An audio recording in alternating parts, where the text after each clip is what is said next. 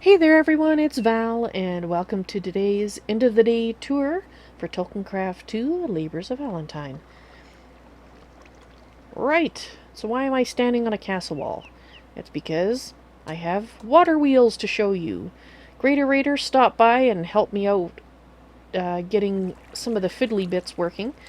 The main thing that I had a problem with after experimenting in a creative world, and again, Greater Raider talked me through some of the connecting, and I will pass on what I learned and hopefully remembered correctly. As you can see, I think I can disconnect this and not have it break. Let's hope. Okay. You see the water wheel generator here. It connects up to the heavy flywheel controller. I'm going to pop into my creative world to show you the setup there because it's a little clear. But we'll find out if I messed this up. Yes, I did mess it up. Dagnabbit. Alright, so what I need to do, you have to face a certain direction. This is the thing that's annoying. Well, I'm sure there's reasons for it working this way, and that's not gonna work either.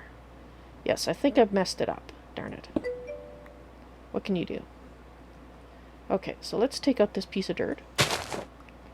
And what I need to do is I need to... There we go! It has to have the water flowing at an angle in front of the water wheel generator. At least that's my understanding. Because when I take out this, you can see that the water's sloped. If you put it next to a water source, like an actual water block, it won't work. It won't turn into the water wheel. Alright, so I have it all concealed, and we're actually going to hop down the side here. Ah, splash. Oops, I've got to go back up. Went a little too far. Got a little too enthusiastic there. Oops. Okay. Ah. Darn it. Alright.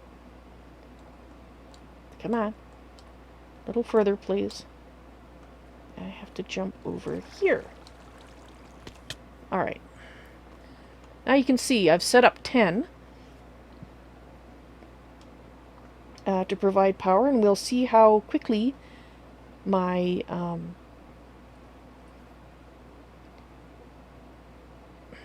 draconic battery fills. There is a high chance that once I start hooking up things that are going to use it, I will have to add more, and that's why I started them from the top, so I can add more coming down.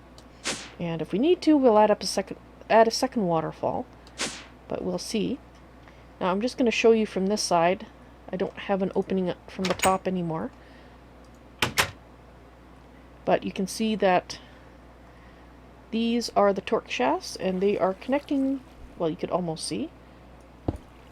They are connecting to the energy pylon. Whoops. Give me that back. Thank you. And you use junctions to turn. And like I said, I'll pop into the creative world and I'll give a better explanation. And it goes up here, straight up all the way. And I've got ladders here at the various levels, so you can just pop around and see how they connect up. So each one is connecting the same way. So you can just see the gold of the water wheel generator through there. There's the heavy flywheel controller, then a junction, and then a shaft over to a junction here. And you right click on them with an open hand to see what's going on, and if I click down here you can see that there's 10 going down because I have 10 water wheels set up. So I won't bother going up all the way there. Instead, I will leave that for when I go to the creative world here in a moment, and instead give you a quick look at, if I go the right direction, at the start of setting up rooms here on my machinery level. And eventually this will be the food storage area. So it's, at that point these will be turned into, well, places with lots of barrels. But that is far in the future. But right now I need a machine area, and that's what it's going to be. And I worked out a couple of designs for the doorways. I think I've settled on this one for the regular doorways, and for more elaborate wide doorways, I'm going to do this design here. And I think they're going to look pretty spiffy. And I've also, let's see, I've already shown you, did I? Oh yes, I set that up today too. I believe I have shown this in the past with draconic energy related stuff before, but if you are unfamiliar, that is a, let's see if I can get it to show. Almost. It's an advanced wireless transceiver, and what it's doing is it's receiving energy from the draconic battery, and I'll show you upstairs where it's receiving it from, and it is providing the energy to this. And that's why it says that it has one wireless connection out of 16, and the one connection out of 6 is from upstairs from the draconic battery. And in order to work with those, you need to make a crystal binder. And when you have that in hand, you can actually see the connection here. And this is the energy transceiver is pulling the energy from the energy pylon, which is obviously getting it from here, and I have my particles turned off from earlier, so let me just turn that back on so you can see the particles of energy flowing. So that's all I've got set up using energy at the moment, is the draconic chest down there and my energy infuser here. But it is working. We are getting energy, and this contraption here, which was temporary, is going to be removed because this season I want to try to get all my energy from Ancient Warfare. So not too bad. 100 out of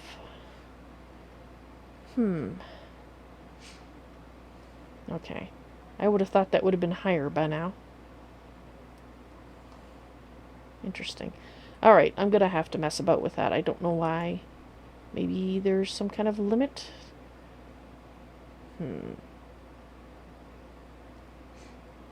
Because it looks like it's sending particles. It's sending blue energy here. But it's pulling it out as fast as it's going in. For what?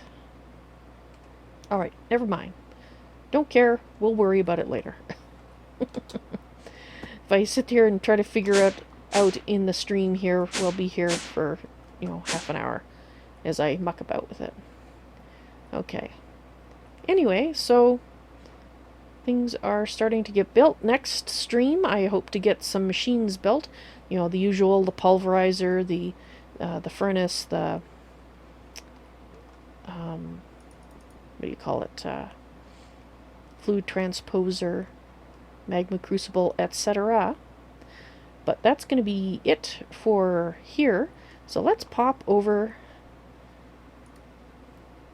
to my single player, where I can explain what I've learned from Ancient Warfare today.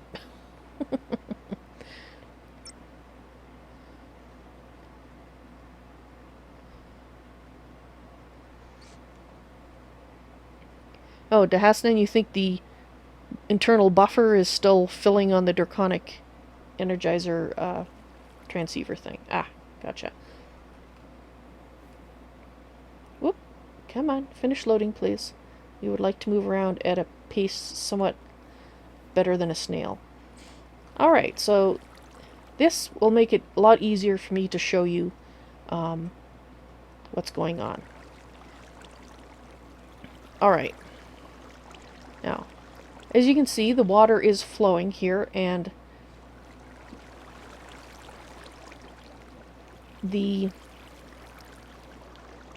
water wheel generator, this first one here is actually running on, like as I was saying earlier, the sloped water. And I think what I'm going to do is I'm going to set up another one here. And I think that would probably be the simplest way to demonstrate to you how to set it up without going insane. Alright. So, if I take that bucket out, will you continue to flow? Alright, that should be... Hang on here. There we go. Does mean we need another bucket here just to get this one continuing. Never mind. It's my demonstration anyway, it doesn't really matter. Okay. Now, hopefully I will do this correctly and not totally embarrass myself because, well, this is the first day I've been using it. So I might not remember correctly. Right, so the blocks that you're going to need to set up the generator, you're going to need a heavy flywheel energy storage. You are going to need a heavy flywheel controller, a water wheel generator, a heavy torque junction, and a heavy torque shaft. Now I'm using heavy. They have light and medium versions as well. So it's pretty much going to be what you decide that you would like to use. Okay, so first thing, the water wheel generator, you're going to want to place it basically not where I put it. Alright, let me get a block here. Thank you. That's a piece of grass. That's not what I wanted. Yes, get rid of it. Thank you. There we go. Dirt. Alright, let's try that again. So, place it there. So you're placing the water wheel generator in the direction the energy is coming from, which of course is the water. Now, that is going to be totally reverse of what I'm going to tell you for the rest of the blocks. You take your heavy flywheel energy storage and you stick it down below. You take your controller, heavy flywheel controller, and you put it on top. However, as you can see, it's not pointing in the right direction. And that is because for the rest of the setup, you need to face the direction the energy is flowing to, which is here. And you can tell it's right if you see that starting to turn. Once this fills up, it will start to turn the one down here, and then your energy storage down there will start actually collecting energy. It just acts as a buffer. Now, the rest of what you want to set up is you want to actually do what I just said. Point it towards the direction of the flow of energy. So of course we are flowing it this direction. Whoops. You do have to actually click on the end there. Alright. So now we make use of a junction. Put the junction on the end there. And then you take your shafts again and you connect them like so. And everything doesn't always turn graphically, which is probably just as well because there'd probably be incredible lag if it did. But if you're not sure if energy is actually flowing, you can right click on them and you can see in the lower left hand corner in chat it tells you what's happening. If they say 0, then that's not good, it's not actually going anywhere.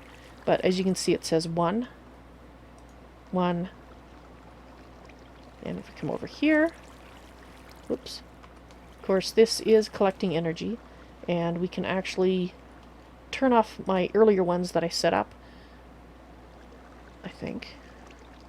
Oh right, you have to have a thing. Let's just break that there so we can see, make for sure, yes, we actually have energy flowing in. So that's it, basically. The water wheel being the anomaly, you have to have the energy flowing from it, but the rest of them all point in the direction the energy is flowing to. Now, I got a little confused about the difference between a junction and a distributor. Junctions allow you to take many inputs and send them to one output. So for example, I could have, as you see over here, let me just hook that back up again. I have two shafts coming into one junction, and it's coming out at one. So many in, one out. A distributor is one in, many out. So it's the reverse. And so basically you would use the distributor if you wanted to take the energy from, for example, I'm sure there's other applications, but if you wanted to take the energy from the cell and distribute it to, say, 4 or 5 machines. And you could use this as a wiring network if you really wanted to, by using that. So hopefully that made some sense. And hopefully I communicated what I learned today accurately. At least I managed to set up the water wheel successfully, so I think it worked. I think I understood it. And hopefully you did too. Cool. So guys, I hope you enjoyed today's end of the day tour, and I hope to see you in the stream sometime. Y'all take care now. Bye.